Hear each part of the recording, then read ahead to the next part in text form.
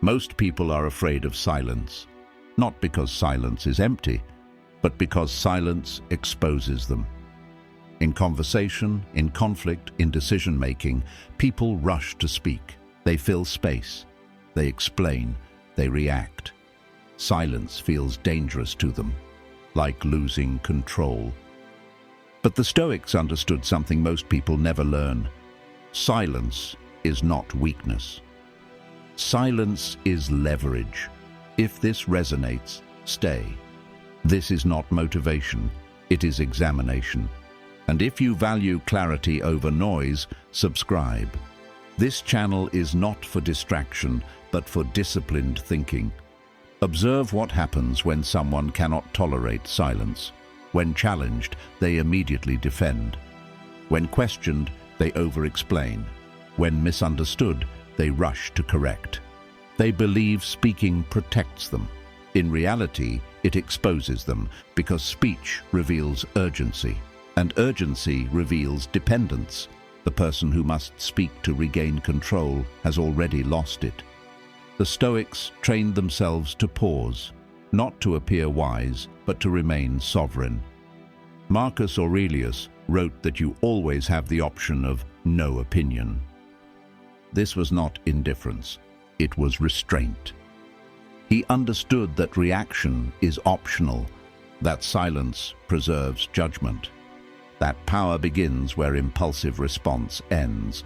A person who speaks only when necessary cannot be easily provoked.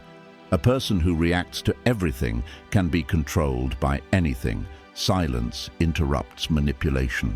When someone provokes you and you do not respond immediately, they lose rhythm. When someone expects justification and you do not offer it, they lose leverage. When someone attempts to pull you into emotional chaos and you remain still, they are forced to confront themselves instead. This is why silence unsettles people. It removes the handles they use to move you. Seneca warned against the compulsion to explain oneself. He saw it as a form of dependency, the need to be understood in order to feel secure. But security does not come from being understood. It comes from self-alignment. A person who knows why they stand where they stand does not need to argue their position. They let time, consistency, and conduct speak. Silence also clarifies hierarchy psychologically. The person who rushes to speak is signaling need. The person who can wait is signaling control. This is not about dominance. It is about internal pacing. Those who are ruled by emotion speak quickly. Those who rule themselves move deliberately. Epictetus taught that freedom begins when we stop giving others control over our reactions. Silence is how that freedom becomes visible. Consider how silence functions in conflict. Most conflicts escalate not because of disagreement, but because of reaction, tone, timing, ego. One impulsive sentence creates 10 more. But silence stops escalation. It forces space. It allows reason to re-enter. This is not passivity, it is discipline. The Stoic does not suppress emotion.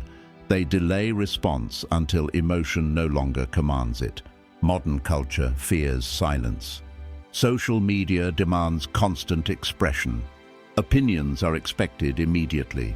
Silence is interpreted as weakness, guilt, or ignorance. But this is cultural conditioning, not truth. Wisdom has never been loud. Strength has never been compulsive.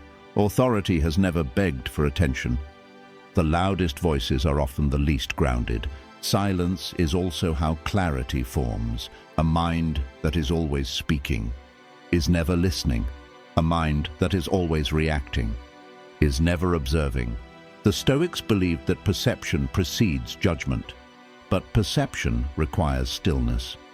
Without silence, the mind becomes cluttered. Without silence, thought becomes shallow. Without silence, identity becomes performative. There is a reason every serious philosophy values restraint of speech. Words should follow thought, not replace it. Marcus Aurelius reminded himself, "Waste no more time arguing what a good man should be one." Silence was not avoidance, it was alignment. Silence also protects energy. Every unnecessary explanation drains, every defensive response fragments attention, every reactive exchange pulls you outward. Silence keeps energy centralized. This is why calm people appear powerful. Not because they dominate, but because they are not leaking themselves. This does not mean never speaking. Stoicism is not muteness, it is precision. Speak when speech serves truth. Remain silent when speech serves ego, fear, or impulse. The difference is subtle but decisive. One strengthens, the other weakens. When you begin practicing silence, discomfort will appear. The urge to fill space, the urge to explain, the urge to defend. Let it pass. That discomfort is withdrawal from dependency. Over time, something changes. Your words become fewer and heavier. Your reactions slow and sharpen.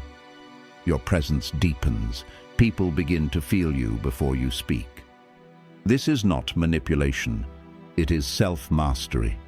Silence makes you powerful because it keeps authority where it belongs, inside. You do not rush to prove. You do not scramble to clarify. You do not chase agreement. You act. You observe and you move when movement is required. Most people speak to feel safe.